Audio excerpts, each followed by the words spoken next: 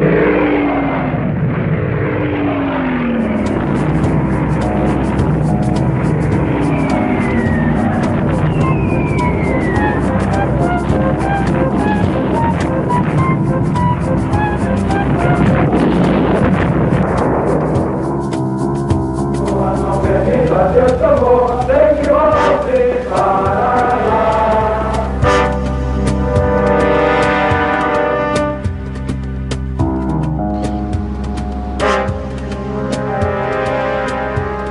memória de um país guarda semelhanças com as lembranças de uma pessoa. Aqui e ali, os fatos precisam ser lembrados, sob pena de serem esquecidos.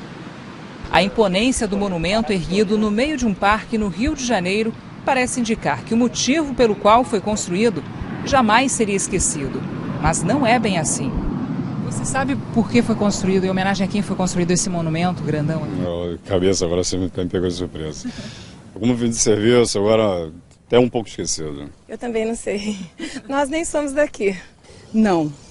Não, aos mortos da Segunda Guerra Mundial. É feito junto com o aterro e em 64 já estava pronto. Há 70 anos, depois de muita hesitação, o Brasil entrava na Segunda Guerra Mundial, apoiando os Estados Unidos e os países aliados contra a Alemanha nazista e as forças do eixo. Pouco mais de 25 mil militares brasileiros deixaram suas famílias para integrar a Força Expedicionária Brasileira, que foi enviada à Europa. Cerca de 500 morreram em combates, na fase final da guerra. Com depoimentos de veteranos, imagens caras e textos históricos, o Globo News Especial de hoje é uma homenagem a esses brasileiros que, sem distinção de cor, religião, ideologia ou classe social, não fugiram da luta, se uniram para barrar o avanço do nazifascismo no maior conflito armado do século XX. E para falar com propriedade de uma guerra que matou mais de 60 milhões de pessoas e mudou o mundo, não existe uma fórmula pronta. Mas uma forma de minimizar o erro é ouvir 7 décadas depois quem esteve lá e voltou para contar. E foi o que a gente fez. Para começo de conversa, heroísmo passa longe dos depoimentos dos ex-combatentes. A guerra foi uma missão. A profissão militar é uma profissão de obediência. Ninguém escolhe para onde vai. A pessoa apenas obedece o que lhe determinam. Aqui no Brasil a política era confusa. A quantidade de submarinos alemães por aí afundando o navio era uma coisa enorme. Então o ambiente era pesado. Quando chegou nesse determinado momento, resolveram que a Força Aérea teria alguma participação nessa guerra. E correu então um recrutamento. Nasci a Porto Carreiro, era militar, tudo militar. E eu tinha aquela coisa de eu não ser homem para ser militar. Quando abriu, o Globo publicou voluntariado, eu me apresentei logo, eu tinha o primeiro ano de enfermagem.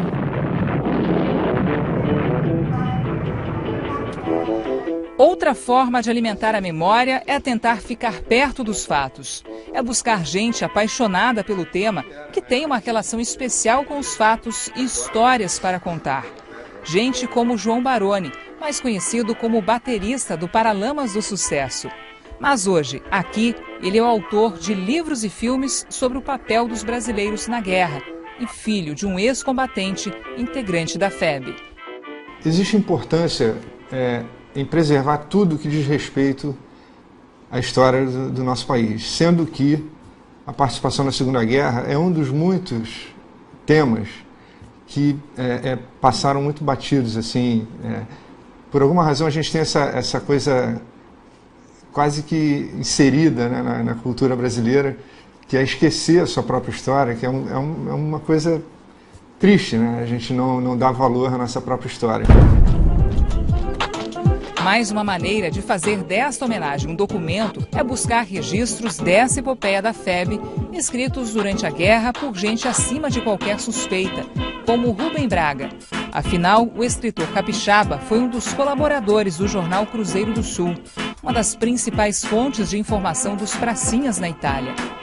E se der para um texto dessa qualidade ser lido e interpretado por um ator de peso como Paulo Betti, tanto melhor para nunca perder a dimensão humana deste drama.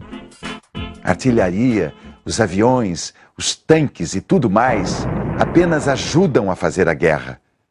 Quem a faz realmente é o soldado da infantaria, é o pobre pé de poeira, é essa pequena e fraca máquina humana feita de músculos e nervos, tão fácil de destruir que agarra a vitória com as mãos. As grandes batalhas do século mecanizado continuam sendo vencidas por esse bicho da terra tão pequeno. Qual foi a importância da FEB na guerra? A importância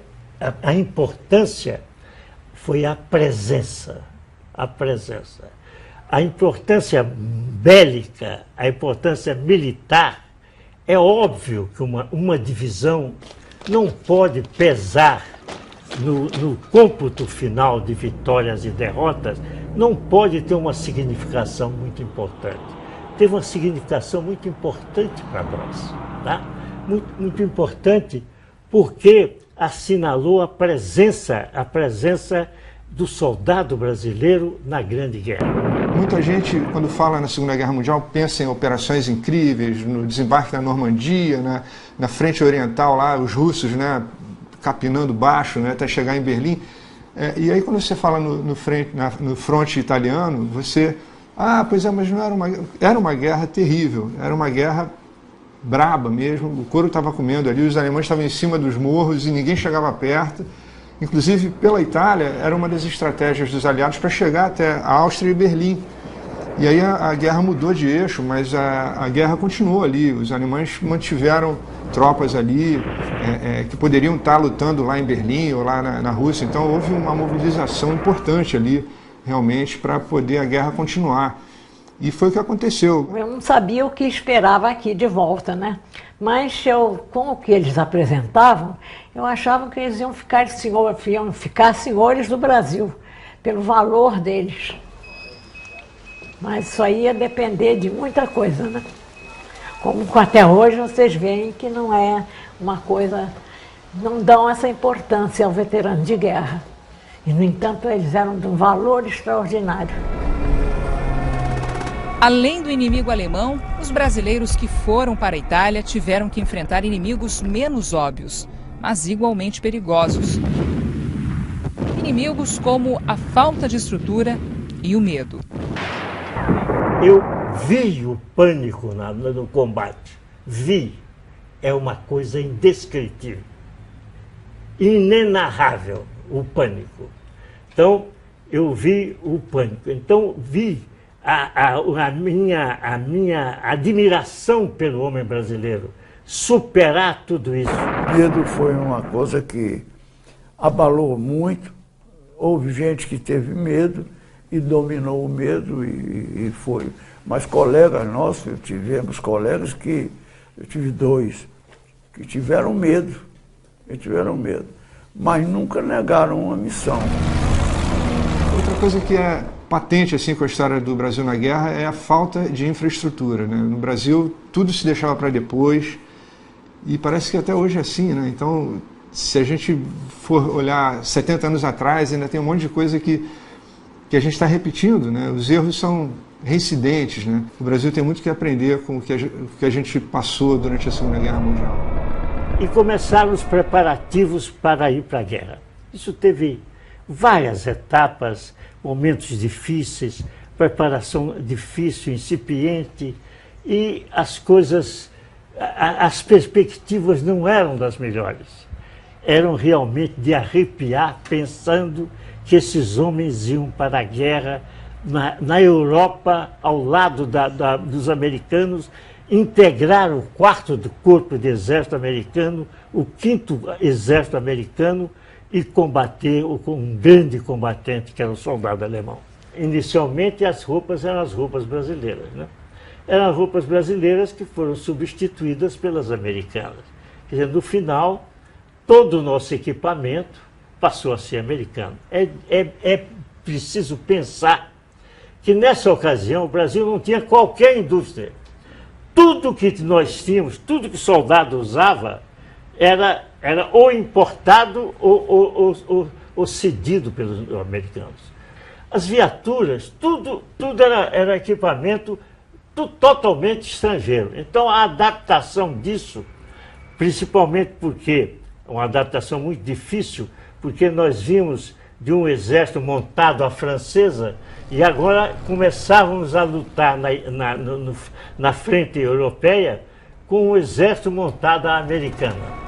O chefe de treinamento era um oficial americano, que na época era coronel, naturalmente escolhido por eles, e muito bem escolhido, porque foi um homem que soube conduzir todo o nosso treinamento, e se tornou um grande amigo nosso. E quando terminou, eu me lembro, nem sei porquê, eu segundo tenente, e um dia conversando com ele, perguntei a ele por que ele não ia conosco, já que ele tinha feito toda essa parte, por que ele não nos acompanhava. E ele, naquela tranquilidade dele que ele tinha, ele disse, não, eu não vou, porque eu sei que vocês estão bem preparados, sei que vocês vão desempenhar um bom papel lá, e aí provavelmente muita gente depois vai dizer que só fizeram isso porque tinha um americano tomando conta. O soldado brasileiro superou tudo isso com extrema dificuldade, mas com um imenso valor, com uma dedicação, com o estoicismo. Aquele homem que eu vi em São João del Rei era outro agora, era outro. Ele superava completamente. Era capaz de coisas inacreditáveis.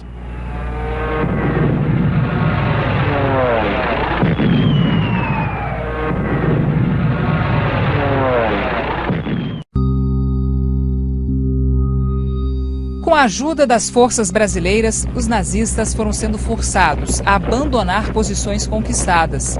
No fronte italiano, como na frente oriental, era o início do fim. De um modo geral, o nazista sabe que não voltará. Lenta ou apressadamente, do sul para o norte, do ocidente para o oriente, do oriente para o ocidente, o alemão recua e sabe que não voltará. Chegará o dia, talvez próximo, em que ele não terá mais para onde ir, a não ser para o inferno. Sim, este soldado alemão desta guerra está condenado, mas o fascismo pode voltar. E estamos chegando no momento de decidir este problema. Fazer com que o nazista não volte, com este nome ou com outro nome qualquer, na Alemanha ou fora da Alemanha. Ele pode brotar outra vez do chão, na Europa ou na Ásia, ou mesmo em nossa América. E ninguém se iluda. Acabar com as injustiças nacionais e sociais, que são o caldo de cultura do fascismo e das guerras, será uma grande luta do povo e uma luta mais dura. Mas creio que vale a pena lutá-la, pela mesma razão que vale a pena lutar esta guerra de hoje.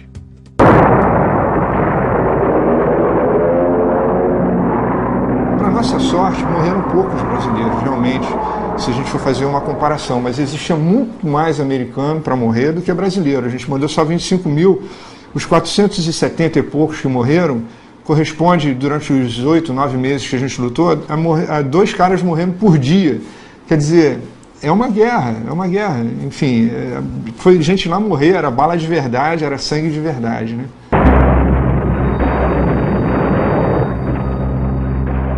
Mutilação, loucura e os casos normais de ferimentos, né, normais. Muita. Eu quando na enfermaria, eles eram formidáveis, cortavam perna, cortavam braço, eu saía da enfermaria, ia na minha barraca, chorava para voltar, e voltava recuperada e enfrentava. Ele já viu companheiros mortos, já viu companheiros feridos, estraçalhados. Está sozinho em seu buraco na neve. Se não estivesse em cima da hora do mensageiro sair, eu talvez fizesse uma peroração um apelo, que alguém que me lesse pensasse nele. Não para mandar cigarros nem pullovers. Isto não é o mais importante. Para ele agora, tudo importa muito pouco na guerra. Mandem o que quiserem. O que ele quer mais é carta. Mas a tarefa de vocês é outra, é maior.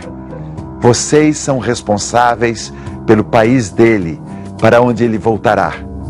Vocês, e não ele, são responsáveis por uma vida de decência, de liberdade de homem, de justiça social verdadeira. Que o sacrifício dele não seja em vão.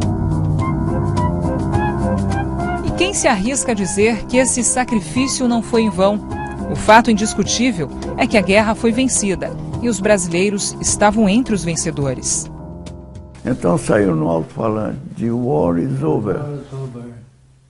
Quando Mas isso, já estava, né? A gente já estava... nós já estávamos sabendo, já nos últimos combates nossos, eles já botavam bandeira branca, as cidades que já estavam tomadas. Então, nesse instante, foi um instante muito solene para todos nós, porque todos ficaram assim, parados, e de repente foi uma gritaria. E aí, choro, muita gente chorou.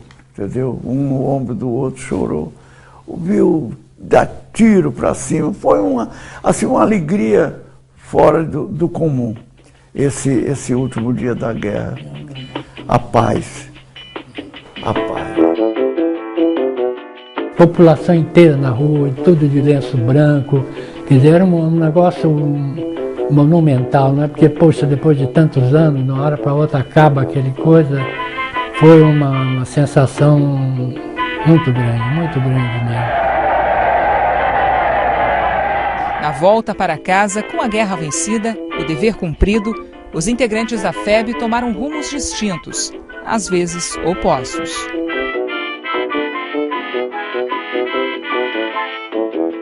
A carreira militar é a carreira da obediência. Eu fui para a presidência da República como fui para a guerra, porque me mandaram ir. Tá? Eu vi o general Médici, por quem eu tenho o maior respeito, o maior carinho. Eu vi o general Médici pela primeira vez na vida, no dia em que ele me convidou para trabalhar com ele. Tá? Para você ter uma ideia do que é o dever, o que é a disciplina e o dever militar. Por outro lado, nunca desempenhei qualquer função política. Eu não aderi à Revolução. Não. Eu tinha a consciência, eu tenho uma carta de meu pai, que eu abri o meu livro. Com essa carta ele me escreveu em 31 de março de 39. Ele disse assim: Rui, és cadete, amanhã, depois, mais tarde, general. Agora deves dobrar os teus esforços, estudar muito. Ser um patriota verdadeiro e não te esqueças que a força somente deve ser usada a serviço do direito. O povo desarmado merece o respeito das Forças Armadas. O soldado não conspira pelas instituições pelas quais jurou fidelidade. Se o fizer, trai os seus companheiros e pode desgraçar a nação.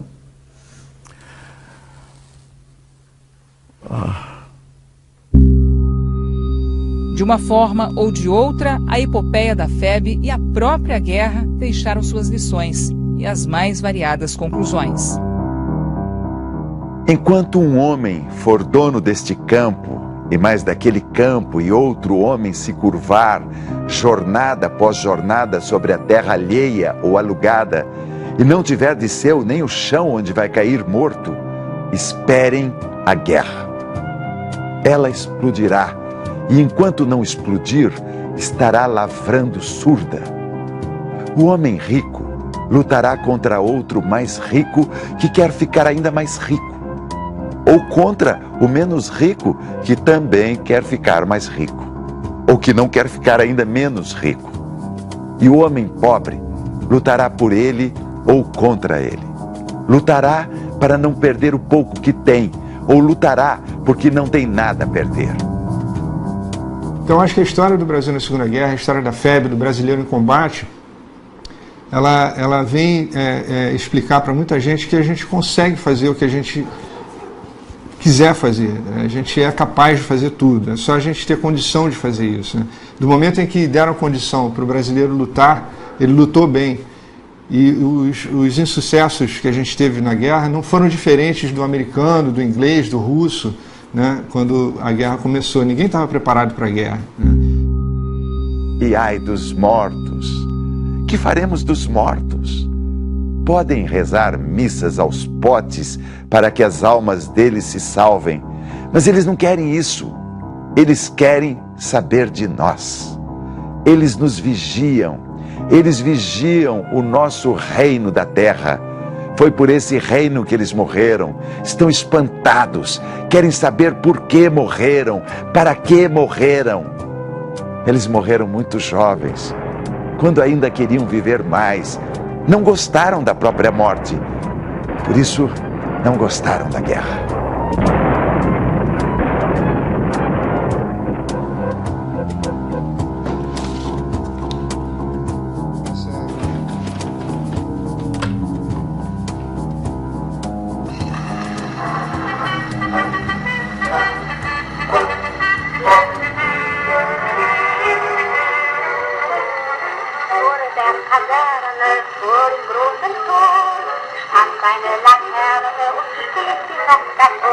Atenção! Falando a estação rádio da Força Expedicionária Brasileira, que está transmitindo mensagens dos soldados expedicionários para as suas famílias no Brasil. Alô, mamãe! Trabalho de saúde e felicidade para todos de vida. Brasileiros estaremos juntos, se Deus quiser. Voltosa, mamãe, é com o coração cheio de saudade que vos envio estas palavras para dizer que estou bem de saúde. Sinto-me alegre em virtude de nossa gloriosa Força Expedicionária Brasileira ter conquistado grandes vitórias, honrando a nossa bandeira e os grandes nomes Brasil. Esta transmissão teve lugar, província de Nápoles, às 21h30, hora da Itália, do dia 2 de julho de 1945. Ouvintes do Brasil, boa noite.